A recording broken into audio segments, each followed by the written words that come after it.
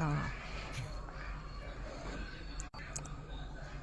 Kumusta po? Dadalhin ko muna kayo dito sa aking mga bulaklak. Yan, kumusta po?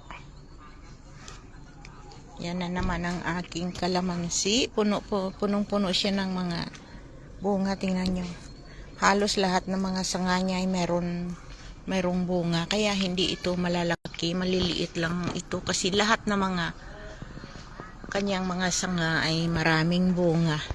Yan. Ganyan lang kalaki ang aking kalamansi. Hindi ito ay masyadong malaki. Ito naman ang Thailand na lemon ang tawag nila. Ayan po. At saka yun, ang aking sili. Nilalagyan ko ng plastic sa taas kasi para hindi na ako maglagay sa ipapasok sa loob ng bahay na hindi maulanan kapag gabi. Yan, tingnan nyo. Yan, nilagay ko lang siya sa yan, sa loob niya, yung sili. Ida-dry ko nga ito.